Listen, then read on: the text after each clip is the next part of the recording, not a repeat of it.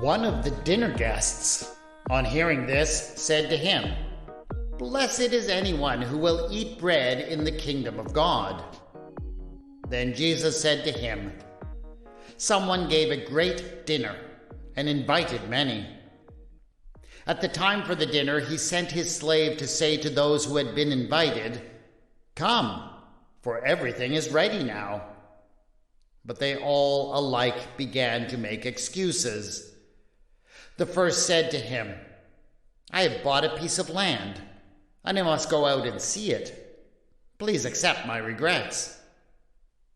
Another said, 'I have bought 5 yoke of oxen, and I'm going to try them out. Please accept my regrets.' Another said, 'I have just been married, and therefore I cannot come.' So the slave returned and reported this to his master. Then the owner of the house became angry and said to his slave, 'Go out at once into the streets and lanes of the town and bring in the poor, the crippled, the blind, and the lame.' And the slave said, 'Sir, what you ordered has been done, and there is still room.' Then the master said to the slave, 'Go out into the roads and lanes and compel people to come in, so that my house may be filled. For I tell you, none of those who were invited will taste my dinner.'" Jesus once told a parable that had a weird twist ending. He wanted to put into people's mind a very particular image of the kingdom of God. An image that made a point of including marginal outcasts, the people who lived on the fringes of society and who everyone else despised.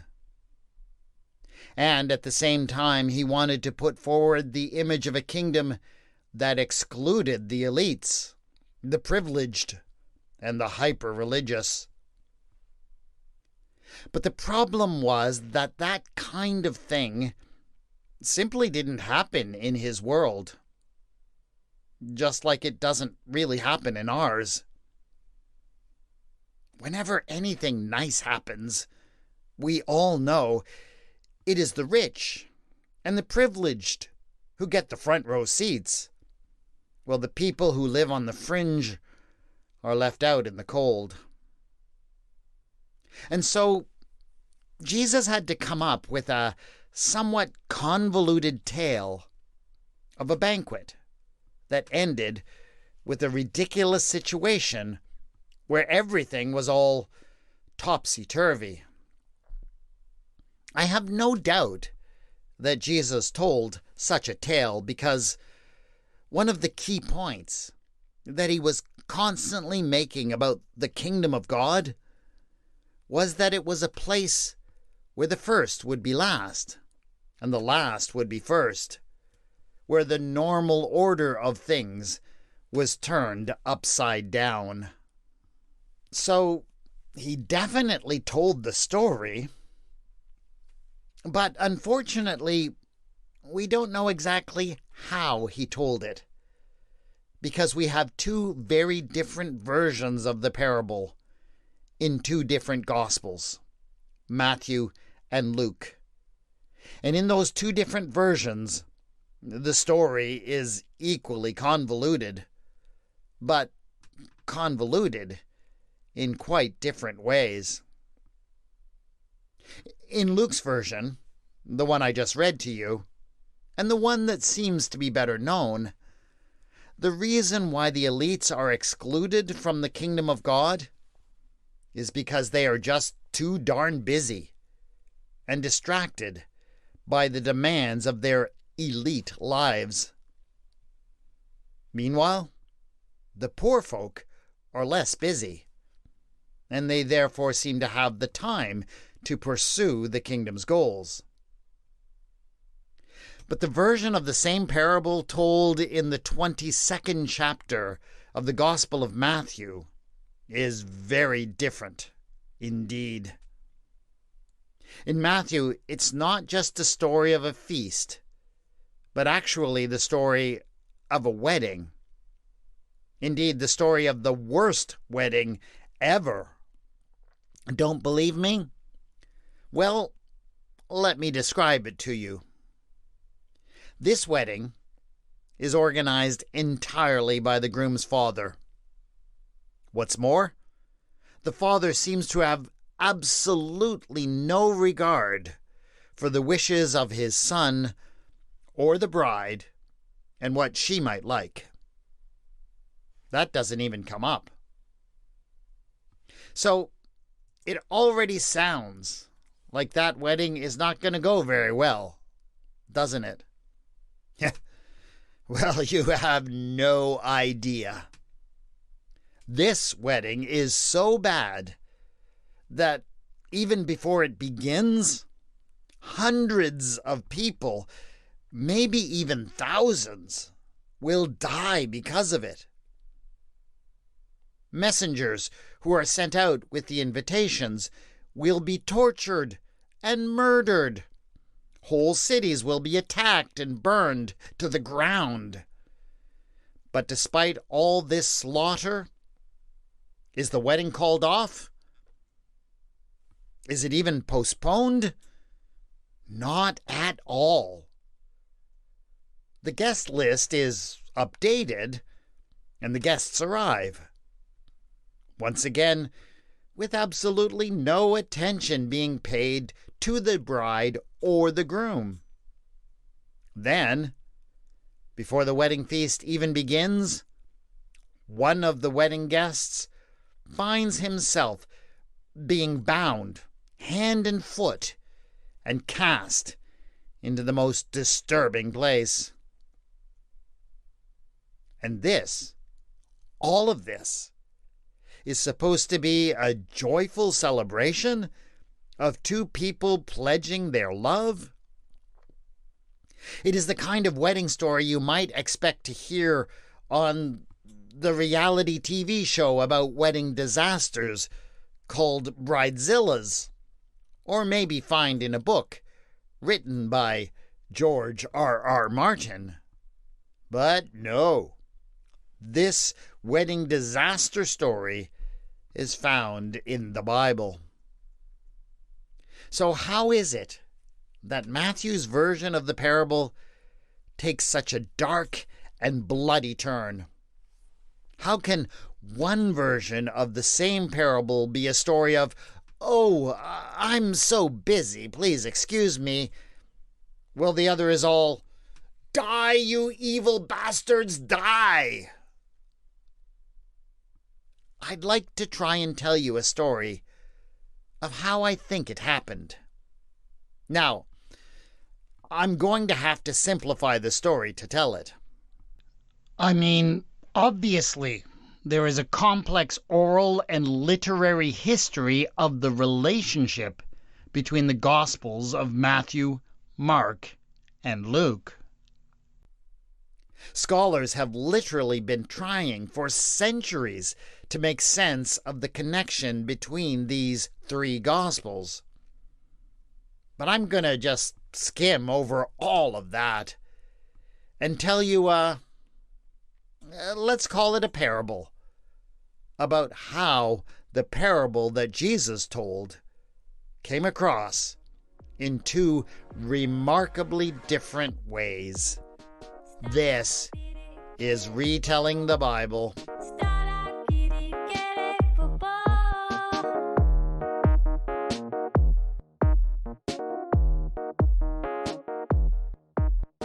Episode 7.23, A Wedding Disaster of Biblical Proportions.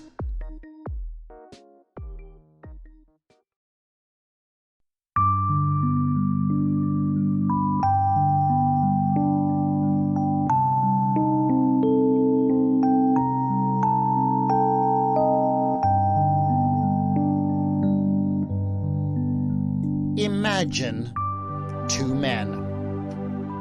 And yes, for convenience sake, call those two men Matthew and Luke. The two of them are walking away after listening to one of the most fascinating speakers they have ever heard. He held them spellbound as he spoke to the small crowd of eager listeners on a Galilean hillside in the middle of nowhere. He told them story after story, and all of them were about this thing that he called the kingdom of God. He never quite said exactly what such a kingdom was, but he went on and on about how it was like this or how it was like that. It was like a mustard seed, like a woman who lost a coin, like a treasure hidden in a field.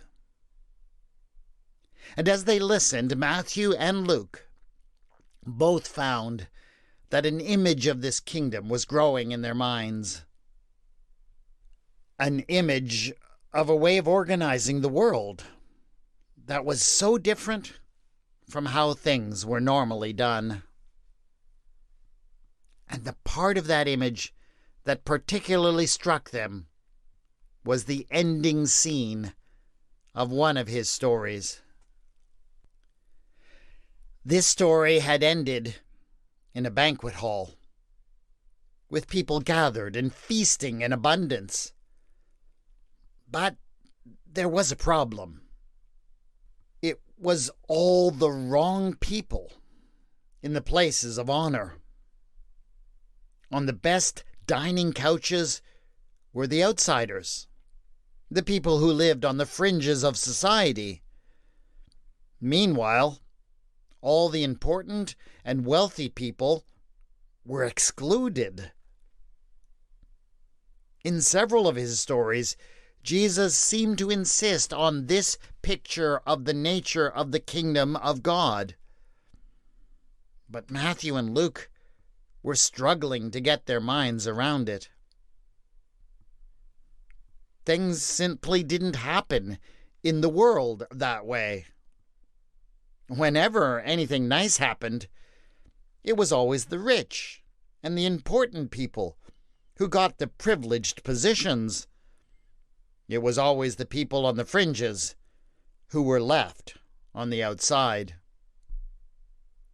And so, the story that Jesus had told, the story that ended with this extremely unusual scene, had naturally been a very convoluted tale. Only a rather strange series of events could possibly lead to such an unusual outcome.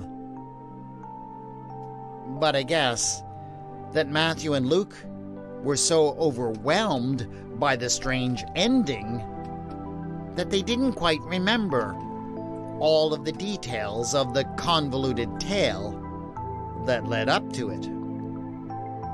So, they parted from one another with a warm greeting, each heading home to ponder what strange circumstances could create such a vision of the kingdom of God.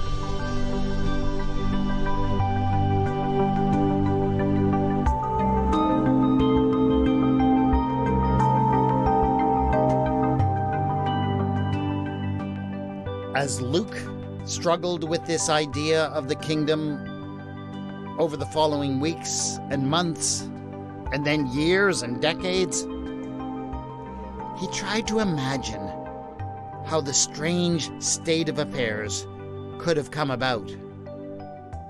And then, one night, it finally came to him. The sense of inspiration was so overwhelming that he suddenly sat straight up in bed and cried out, "I think I have it!" You see, he reasoned, the main cause for the wealthy and the elites missing out on the promise of the kingdom is just because they are so darn busy. and they are constantly distracted. Yeah, that was right. They always had something on the go. It was always, I have bought a piece of land and I must go out and see it. I have bought 5 yoke of oxen and I'm going to try them out. I have just been married. And so they just never had the time and the leisure to consider the priorities of the kingdom of God. And that was why they missed out. But meanwhile, the poor and the outcasts, at least as far as Luke knew, had nothing but time on their hands. They could pursue the kingdom's goals without distraction. And so in that way, it could make sense, as ridiculous as it was on the face of it, that they might just find prominence in the kingdom. And so, when, in later days, Luke began to tell and retell the convoluted tale of the great feast, and when he eventually came to write it down, the convolutions that he built into the tale all had to do with the elites being busy and distracted. That was really the only reason why they failed to enter into the kingdom. And the story, as Luke told it, was very encouraging, really. It suggested that the rich and the important people weren't all that far away from the kingdom, that they might just find their way towards it, if only they could get over their fascination with all having the latest models of yoked oxen. And yet at the same time, it allowed the people to get in a few laughs at the expense of those silly rich people who were always too busy with their oxen and land purchases and their latest new young wives. Luke felt as if he had really captured what the teacher had meant when he put forward that troubling picture of a kingdom where all the wrong sorts of people ended up in positions of honor.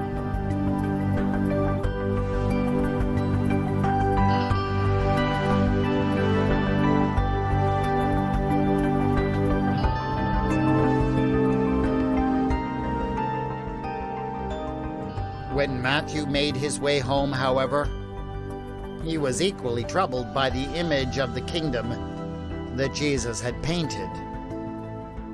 But he quickly found his thoughts turning in much darker directions. What if the elite weren't merely too distracted or negligent when it came to the question of the kingdom? What if they were openly hostile? What if they recognized it for what it was? A direct threat to themselves and their privileges. After all, if people began to listen to the outcasts, the weirdos and the freaks, if they began to give them even a modicum of power or influence, people would begin to see that things could be different. And the rich and the powerful wouldn't have quite as much wealth or power anymore. And that was just unthinkable. And the more that Matthew thought about it, the more he realized that the powerful people of this world do not take such threats lightly. They do not just ignore them because they are too busy with other things, oxen and fields and stuff. And so, when Matthew began to write down his account of the great feast that was a picture of the kingdom of God, this is how he told it. When the messengers first came to the elites to invite them into the kingdom, their first response was to make light of it. Yes, they found the very idea of such a kingdom to be so ridiculous that they mocked it.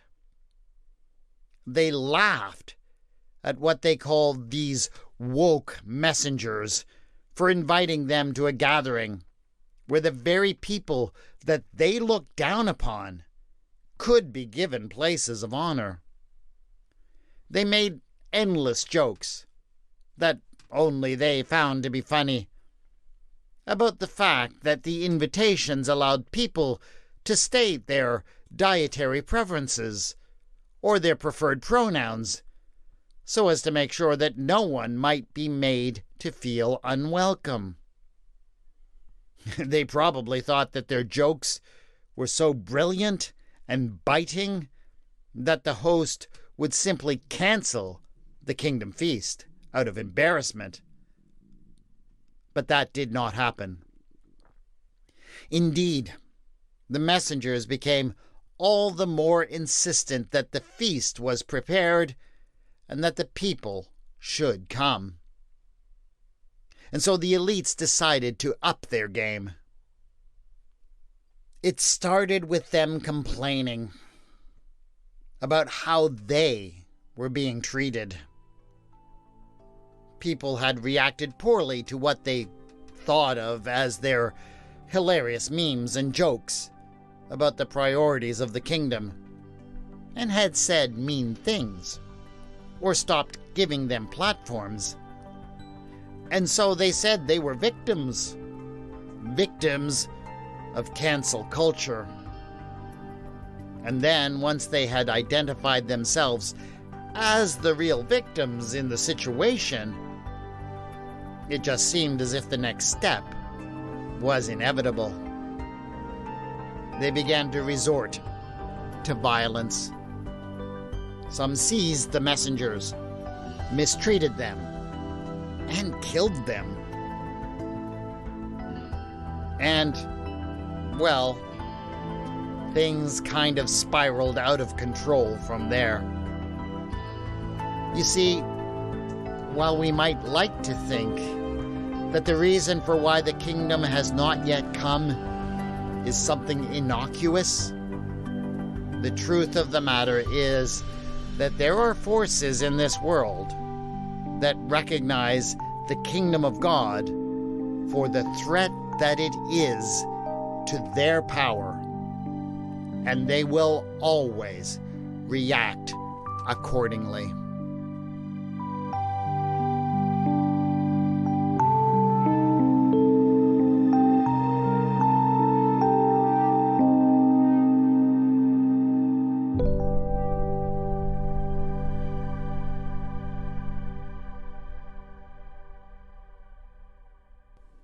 I do not want to leave anyone with the impression that the authors of the first and the third Gospels of our New Testament were individuals who actually heard Jesus tell his parables and then had to pass on the stories from their own memories and only according to their own interpretation of what they had heard. It didn't happen like that. The authors that we call Matthew and Luke were merely the ones who took various written sources and perhaps some oral traditions and compiled them into the books that we know as the Gospels.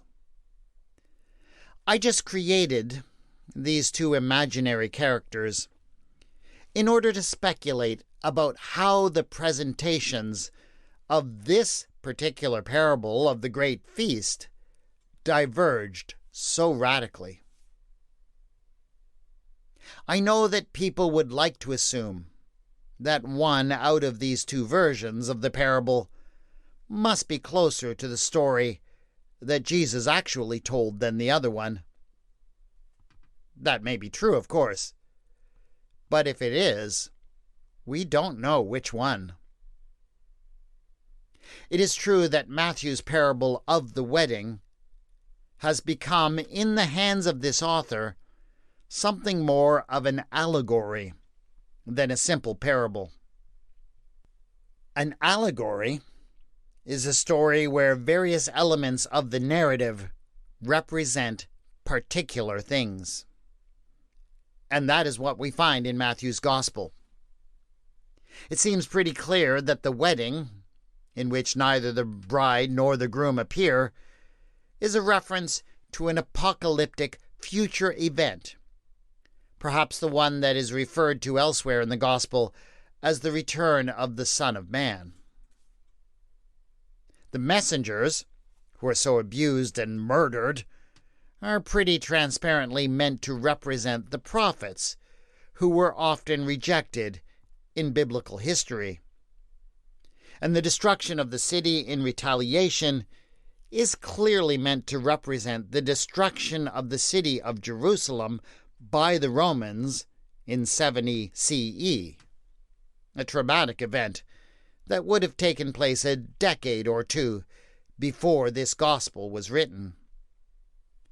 So, the parable has certainly been turned into a kind of allegory in the Gospel of Matthew, which I suspect was something that was added by the author of the Gospel himself, especially as he reflected on recent historical events. But does that necessarily mean that every unique element of the parable has been inserted by the Gospel writer? I'm not so sure. For me, there is something that rings true about how the wealthy and the elites respond to the threat of the kingdom of God in the parable in the Gospel of Matthew. In any case, I just wanted to use the format of this very simplified story to invite you to reflect on how it is that we ended up with two such radically different versions of this particular parable of Jesus. That is it for this episode of Retelling the Bible. Please subscribe so you can get the next episode in a couple of weeks, and do leave a review on your podcast provider to help other people find and appreciate this podcast. The theme music for the podcast is Ada by Kevin MacLeod, and the mood music for this episode was Diving in the Oceans of Kepler by Music L Files. The music is licensed under the Creative Commons and can be found at filmmusic.io.